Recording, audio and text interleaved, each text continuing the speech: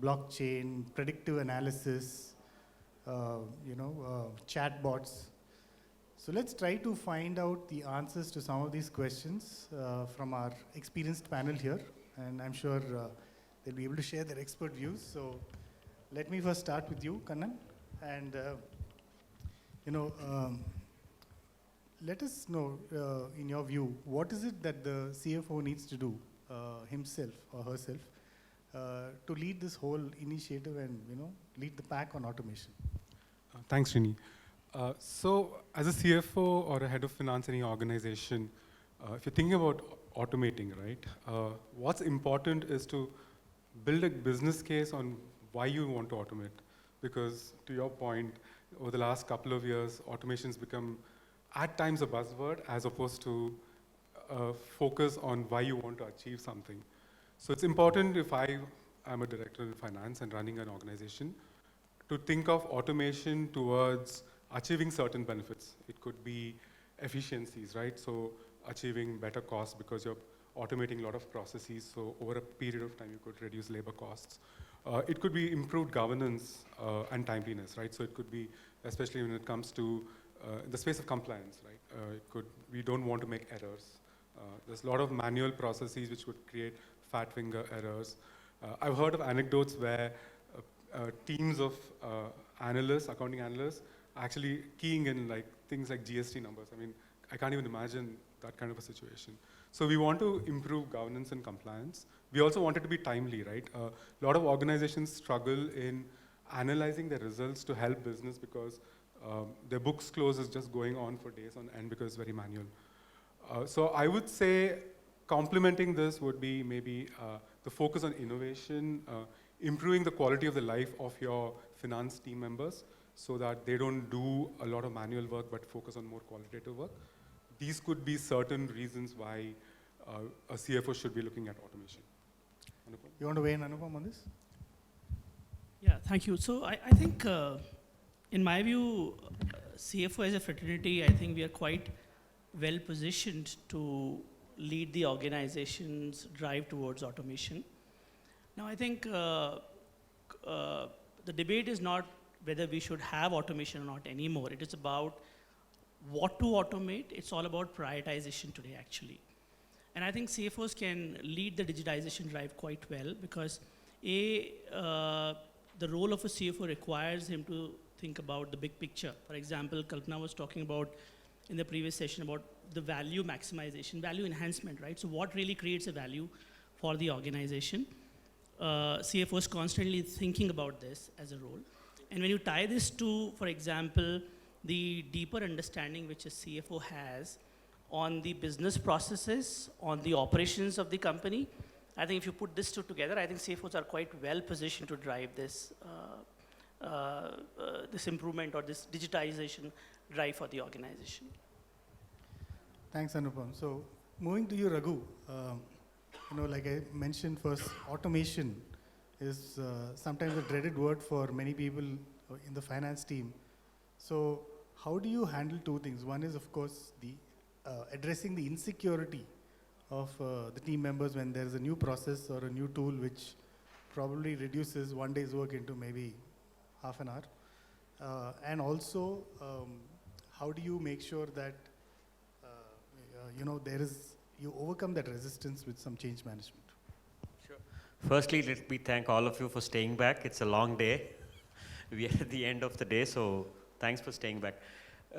Insecurity, I think it starts with the first fear of losing your job, right? I mean, that's where it all starts from.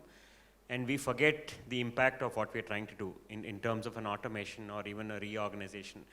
And most of the time I found that generally it started off on the accounting side when RPA kickstarted maximizing productivity and improving how we do on a binary model basis, yes versus no model.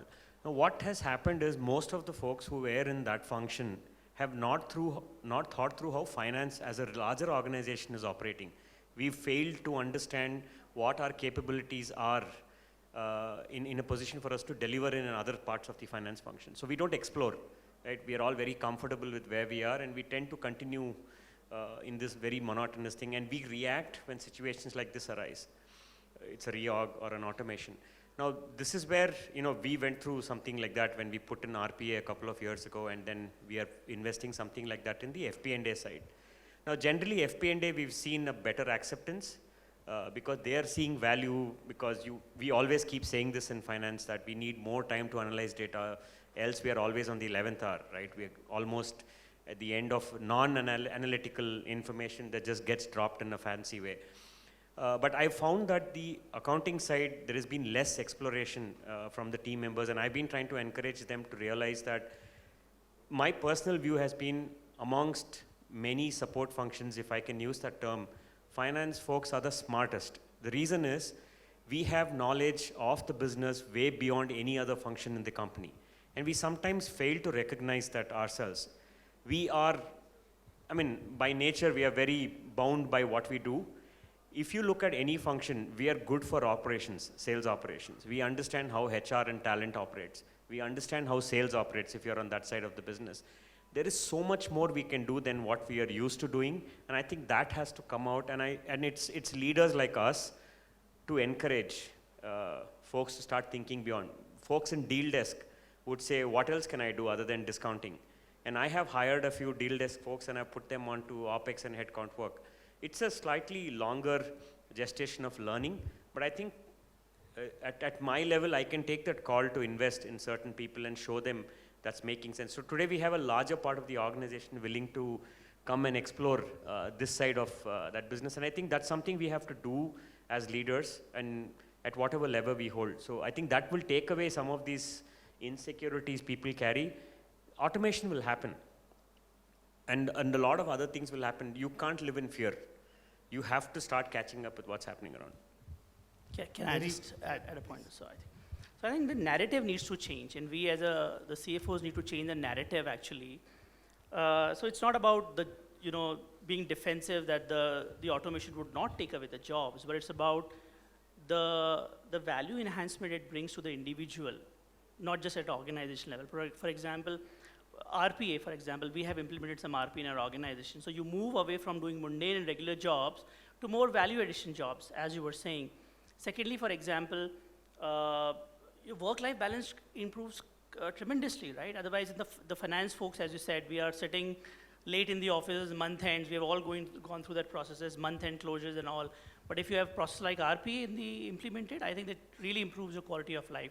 So I think we have to sell internally to our stakeholders, to our team, that this improves the quality of life for us. No, that's true, because that's something that even I've been able to do. A thing like the monthly GST returns. And one of my persons used to spend about 2 days doing that whole reconciliation. We've implemented this tool. It's taken him about two hours now. And now I'm able to free him up to do other stuff, more value-added things. So I think, that's that messaging and narrative is, and of course, like what you said, we do such a bad job in finance of marketing ourselves and not realizing what our strengths are. And I think this is across the world. I don't think it's anything to do with any country specific, but I think finance as a function has that. So I think and we fail to understand optimization of our own resources, right?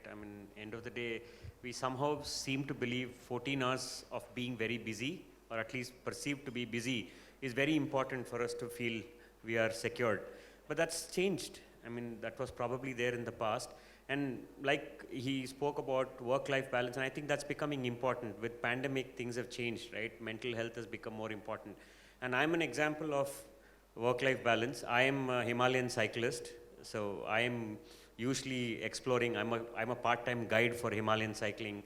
So I am out of the office every now and then for 2 weeks. Things are working better.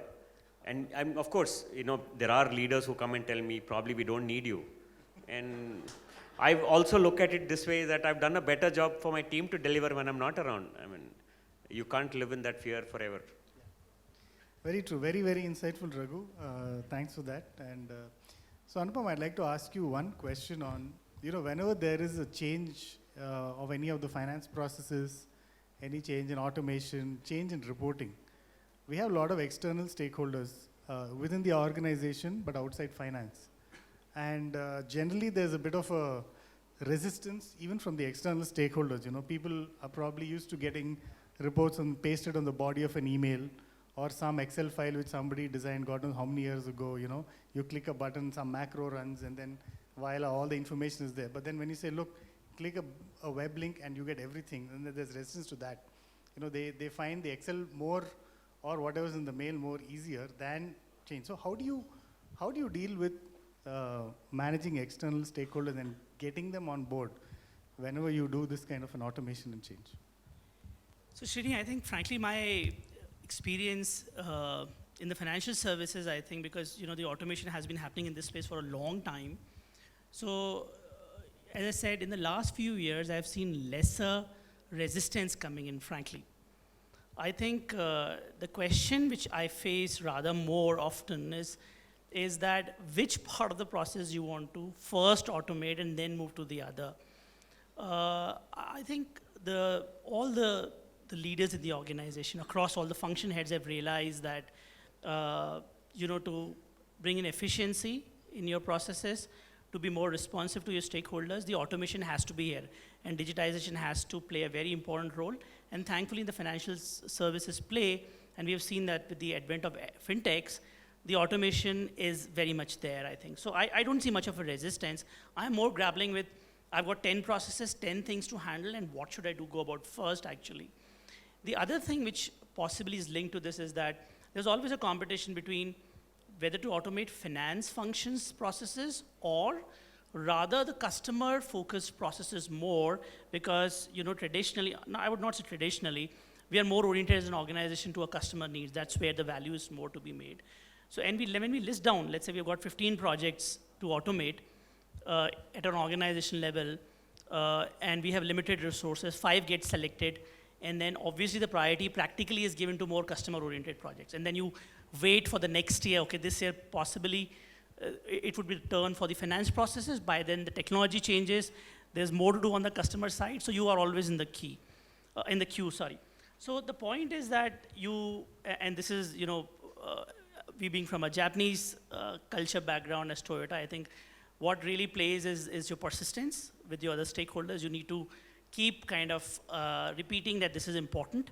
And thankfully, I think there's an understanding that compliance is very important. It's not only about creating value from a customer side, but in an organization, if you're not managing your risks well, right? If you are, for example, you don't have a right governance structure over your data, it creates tremendous risk as an organization. So I think that realization is coming in, and that's how I think we try to go about the automation. And I think just to add to that, I think those who try to resist, I think they eventually get swept away. I mean, if I have to quote my own personal experience, we did that once in a huge sales organization, and one of the senior members didn't want to look at the dashboards, and to his bad luck, the MD of the company saw it and he said, why are these channel partners degrowing? And he didn't know what was going on, unfortunately, because it was all there. And then he called me and said, what's going on? And I said, look, please read those dashboards, So sometimes you either do it willingly or you just get swept away, and you forcefully have to adhere. So yeah.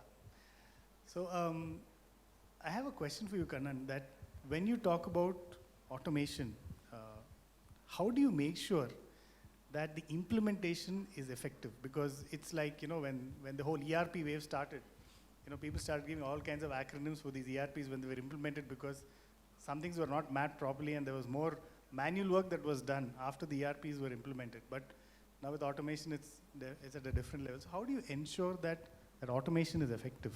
Sure. So if I go back to my team and ask them, hey, what would you prefer to get automated?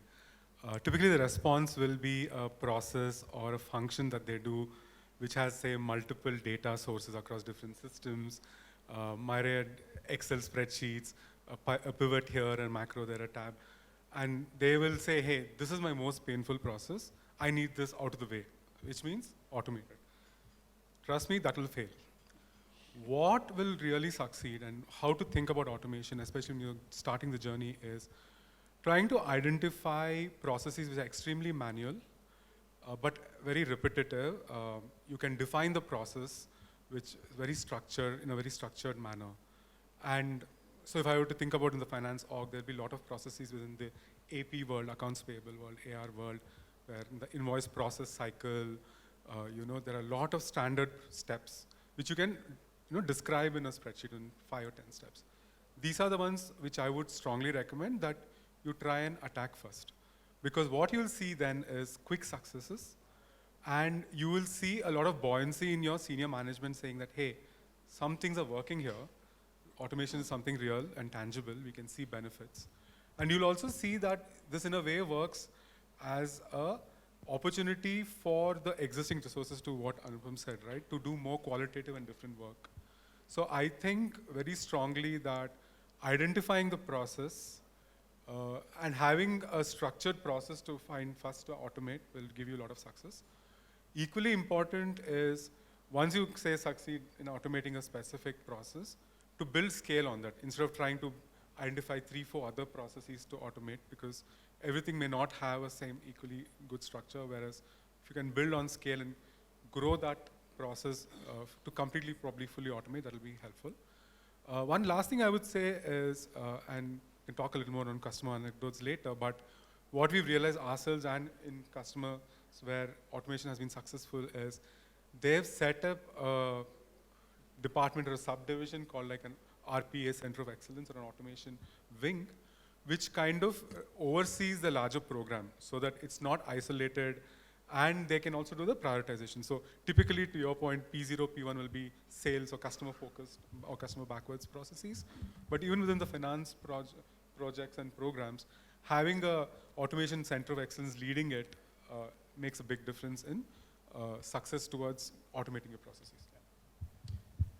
Great. So Raghu, I have a question actually for you and Anupam. See, normally when you do an automation or you want to do any kind of an implementation in finance, there's also the operational metrics that need to be integrated into the final reporting.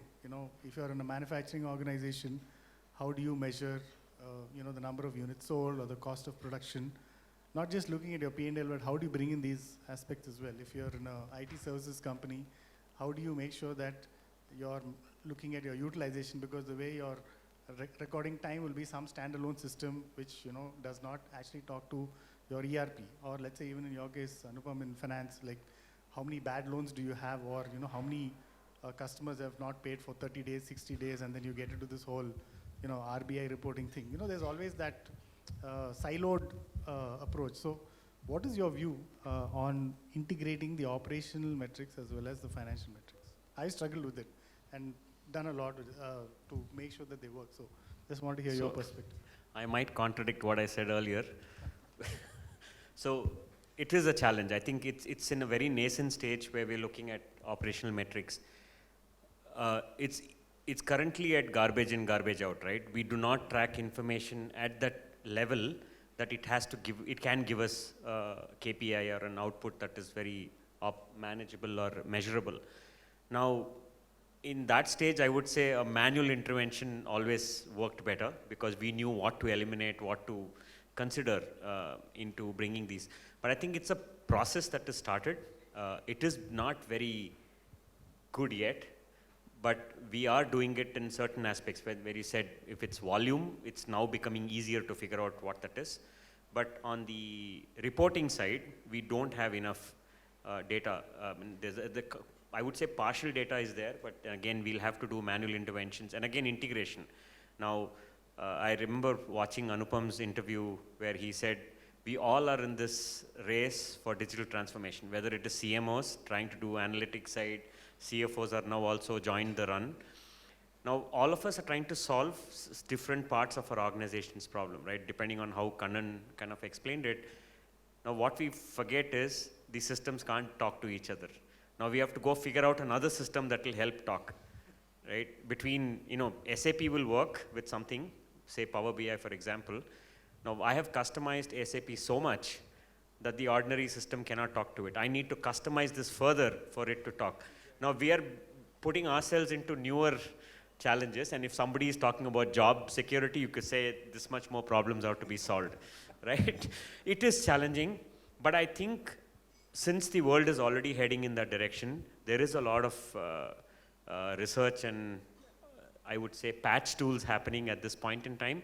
We are able to report certain parts of it, and I'll give you an example of somebody I was speaking to when I was trying to present to Automation Anywhere. Is in the e-commerce business, everybody is in this aggregator business. I spoke to a restaurant owner and he said, none of my accounting system can tell me what amount of discount I can give the moment Swiggy or Zomato tells me I have to reduce $10 on this idli. Okay? Now he has no clue if he's going to make loss. The moment you're under pressure when these things happen. Now if I drop $10, I don't have a sense of how this thing is going to work. The moment I drop, I can't take it up again. Now, you are in this volume business, so he was actually telling us, how can you help us make that kind of decision? It is not easy because you're trying to put input cost versus what's your margin and a whole host of things. So I think it will come back to some basic information of how they're fed in for us to start getting these output. We won't be able to figure out with the kind of information in some parts that's going in. Very, very true. In fact, I was, over the weekend, I was talking to another friend and he's taken over as CFO of a $300 million company, and he's struggling with the same thing. He's saying some of the BPO clients have their own system, they bill on some time, our guys have something, and I don't know how to make sense of this, and because my revenue recognition is going for a toss, so, and he's saying I need to hire more people. So, so that's the irony of it anyway. So, yeah, Anupam, you had to say The purpose of IT was to reduce basically the head count in a way, for example, we can sometimes say that, but it is leaned to the other way.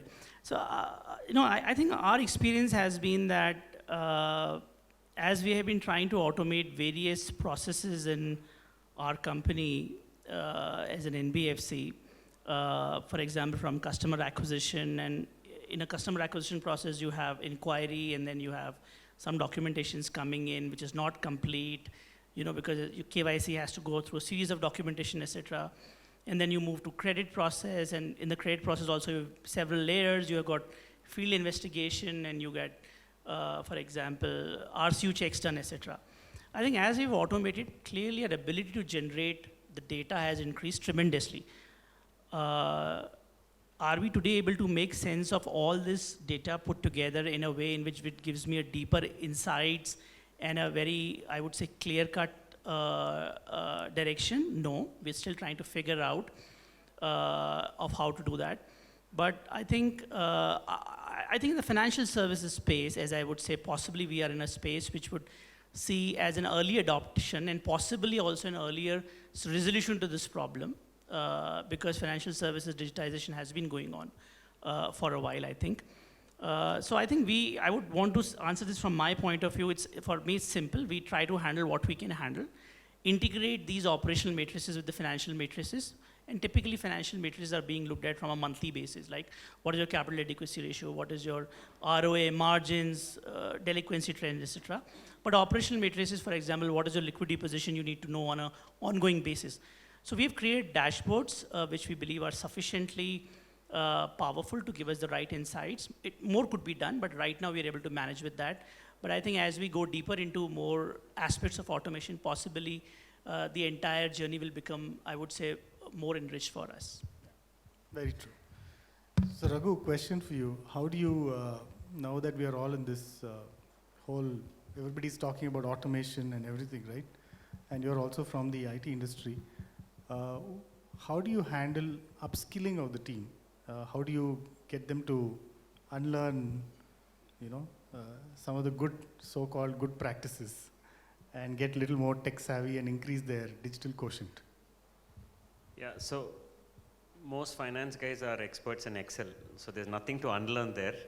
How do we complement that? So again, I think it's in the transition phase. We keep telling people to upskill. Everybody listens to that. They think it's a very smart comment, but nothing happens after that. Now, I mean, recently what I did is, I didn't see much of action happening on that. There are individuals who are self-motivated. They will go do what's necessary for them to grow. I had a bunch of people on the tech side and finance side actually come up with 50 courses. I didn't want people to waste time now saying I didn't find time to search for this. I'm very busy during the week. So I did it myself for them. I said, data analytics, here are the 25 courses, links to the online courses. And I also gave them analysis to say that all of these will be sponsored by the company because we have a learning and development program. And I said, here is something on SQL, here is something on visualization tools. Now I put it as part of their goals, saying that by end of the year, I need 2 of these courses to be completed. Now we have a process called check-in. Every quarter, at least every quarter, we need to do a review of your performance. And I've added that to everyone, including myself. And I wanted to lead by example. I've already started a course on data visualization. Now, I think we have to also start working with them. You know, I can't just be sitting and telling them what they should be doing when I myself am not familiar with what needs to be done. And I think that this changes. You have to find ways to build that behavior. We see better acceptance on the FP&A side. I don't know what changed, what is the difference, but we've seen resistance on the accounting side. So they said, what would I do with the data analytics information because it's not relevant. And I said, it doesn't have to be relevant to what you do today. It will become relevant when your job changes, your description of your job changes. So I have pushed it this way. And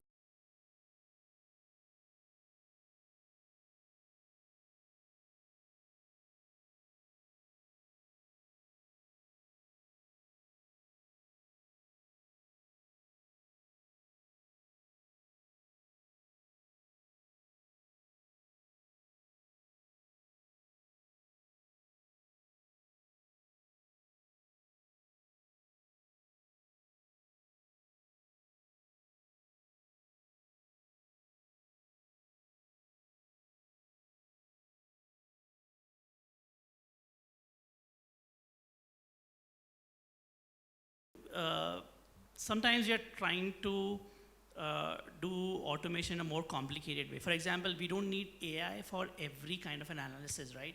Sometimes even applying a common sense to a simple Excel can give you the same results. For example, we were doing something on the collection side, and you know, we were proposed of a solution which had a lot of AI inputs, AI tech, which is going to be involved, and on a sample basis, we ran that with the vendor who was trying to propose to us. And then simply the guys who have been doing this for a long period of time with us said, ultimately it's a simple data analytics. You look at your collections data from several cuts and you get the same answer. So I'm saying we should do automation, but cost benefit should not be given up. What you're paying for right kind of value you get is very important. CFOs have a role to play there, and do not overcomplicate sometimes. Not necessarily every IT implementation would lead to simplicity. Sometimes to manage the IT projects, for example, like, you know, I heard you say center of excellence for RPA, right? How big is your center of excellence ultimately is becoming, right? And how many RPAs you're running? Those kinds of considerations need to come in while we're automating, I think. Kanan? I think I echo what Anupam said. Don't have a center of excellence where the IT process becomes so complex that you lose sight of what's required. But on a lighter note, I think I want automation so that I can go cycling in the Himalayas with Raghu. Raghu? yeah, I think everything is not a bot or a tool, right? It's simplifying the process that we are used to doing. And we fail to sometimes look at that part of it. There are steps we can eliminate, and in my own experience, what I'm doing is, I've been hiring a lot of millennials and the Generation Z to come and question the status quo that we're doing. And the onboarding, my very first meeting with them is, don't accept because somebody 10 years experience told you this. Ask them why not some other way. You may not know the answer, but it leads to a lot of thinking. And we are used to doing it in certain ways. So this is one, we're trying to break our monotony of how we've been used to doing things. And everything doesn't have to be with the software. At the same time, I agree with what Anupam said. Don't go shopping for solutions that will individually solve problems. Then who's going to integrate all of this? We'll spend the next 5 years spending consulting fees And suddenly you'll realize that your spend were way bigger than the revenue that you were trying to chase. Business is real time. It needs a certain amount of investment in terms of automation, but I think you have to be a lot more sensible as to where you're putting that and where you're trying to reinvest and manage the process at some point. Thank you, gentlemen. That was really wonderful and insightful. So we can open it up for Q&A with the audience. If anybody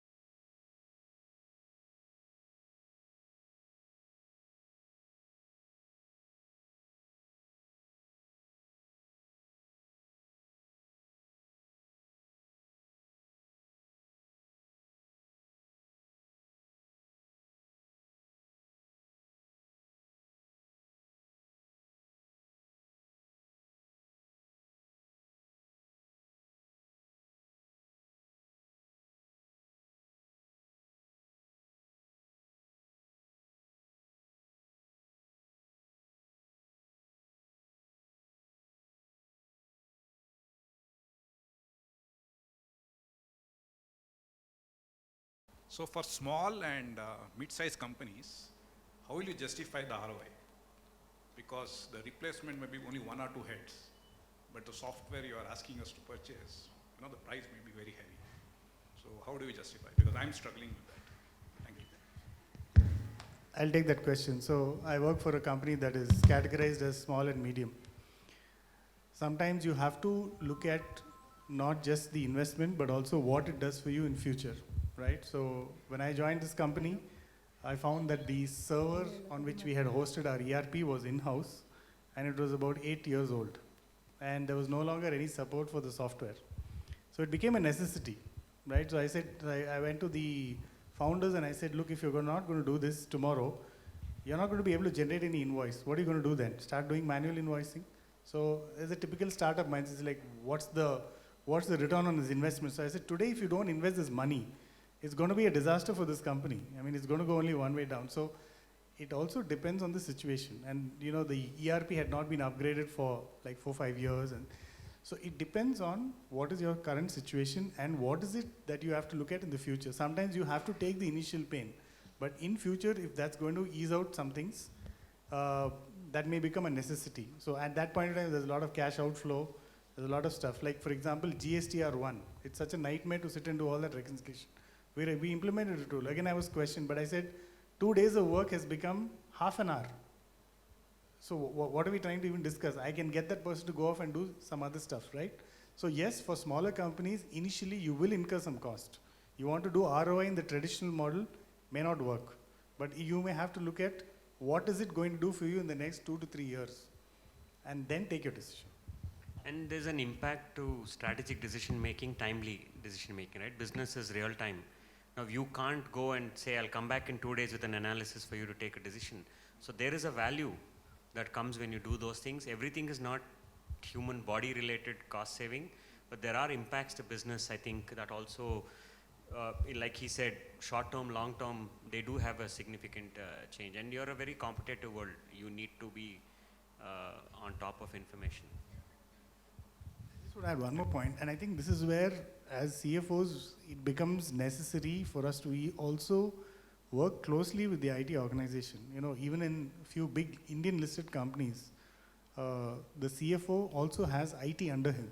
So I think that's where it becomes very important for us to understand how finance and IT have to work together, because one is dependent on the other, and more finance on IT rather than the other way around.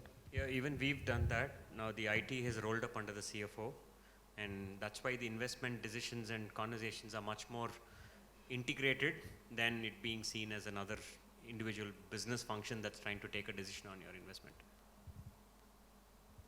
Thank you. And of course, I want the training list from you. Sorry?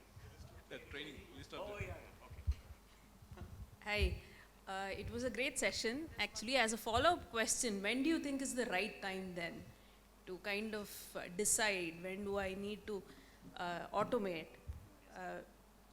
When do I do the spending? Because is it too early, as that gentleman said, I don't have, my company is not that big enough to invest in this, or I am so big that rewriting the whole order book becomes crazy, right?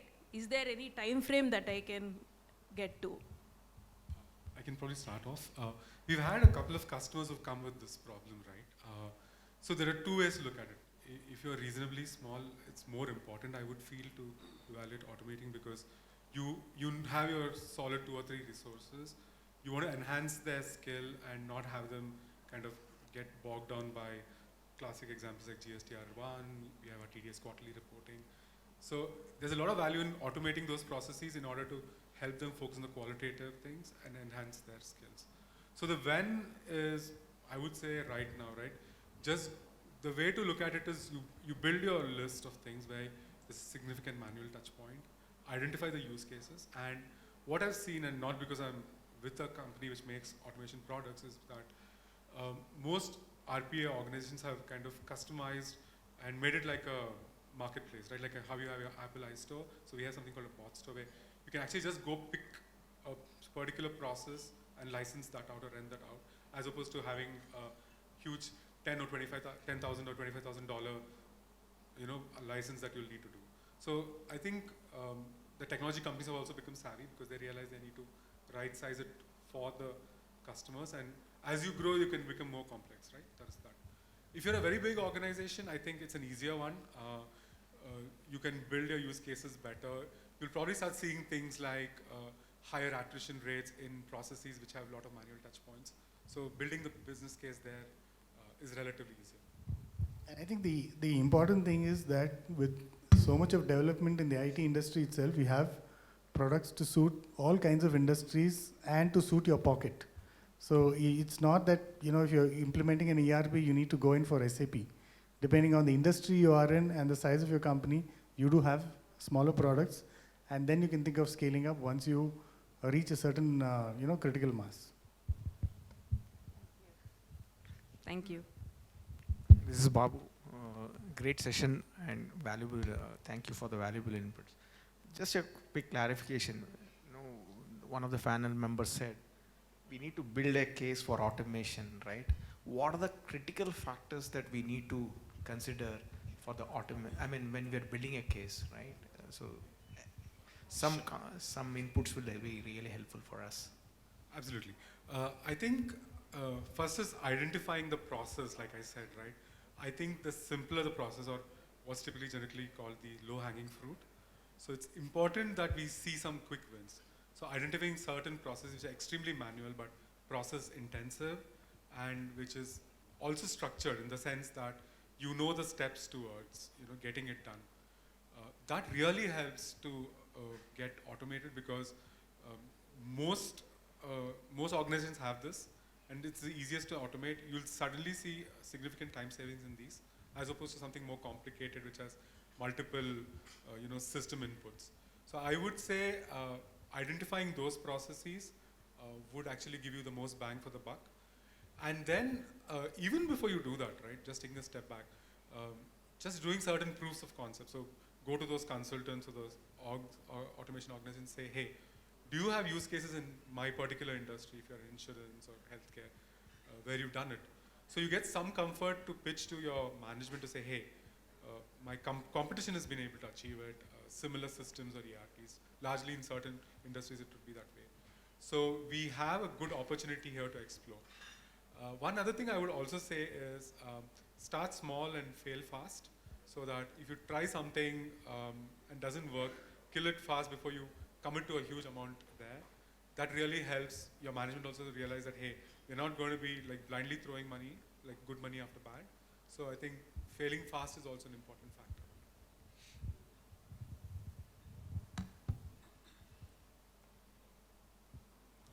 Hi, good evening. My name is Abhishek. I'm from BFSI, and we're a mid-sized NBFC. The kind of reconciliation, it's a very specific question I have on reconciliations, which I feel mid-sized NBFCs like ours face today. To satisfy the customer and to, you know, make your NPS better. Today we've made the business so complex that my recon is like 4, 5, 6 way. We've tried RPA, we have tried, like Sir said, we've also tried ML products. I think we overdid there, we didn't need to. But I think this is a very big industry problem today which nobody is able to solve.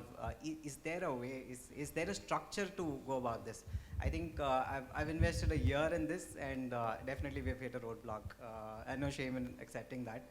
But is there a structure that you would look at, you know, or a way, or maybe specifically pinpoint where I'm going wrong here? Okay, I see. I'm from a mid-sized NBFC, and I think we have tried to solve it in a simple way. As I said, we haven't done something fancy really. We have used it. We have tried to solve it using, with respect to certain processes as an RPA being attached to those processes being manual processes being replaced with the RPAs. We have done our integration with the banks in form of the host-to-host connectivity. We have not gone with the API connectivities. And we are doing it in a batch processing. And thankfully from our collection side, we are more towards the collections on the online platform, and relatively lesser collections comes in form of cash, etc. So I think for us, using these different kind of solutions rather than going for a big platform of reconciliation something, we have tried to break this entire reconciliation process on the invoicing side into various processes, and I've tried to use either RPA or the batch processing integration with the banks, and then certain processes we try to do it manually also. But it should not be such a complicated process. Maybe we can take this offline, what kind of challenges you are facing. But I think from an industry point of view, to my understanding, this is not very complicated. Some of the microfinance companies which are doing cash collections and they have got huge volumes, they are able to do this almost real time. So I think this isn't necessarily an industry problem. Maybe you may need to approach it in a bit different way than what you have done so far. Yeah, right. Maybe I didn't add, I was from a fintech, and we do like a whole lot of other things which a traditional NBFC wouldn't do. And at one point I see my reconciliation team linearly exploding at this point. The North Star being just to look at your exceptions at the end of the day, but the edge cases are so high here that RPA isn't able to solve or ML isn't able to solve. Thank you. Thank you.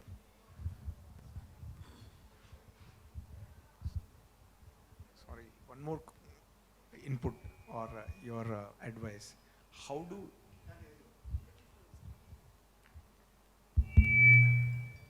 one more advice from the panel members. How do we really measure the operational matrix versus the financial matrix? One of the challenges that I'm having in my organization is like, giving an example, right? If the utilization increases by 5% and the management expects a similar improvement in the gross margin, if you ask a financial person, it doesn't sound right. So, I mean, a 5% increase in capacity utilization need not result in gross margin, but it is over a period of time. How do we bring that operational matrix and financial matrix together and explain it to the management?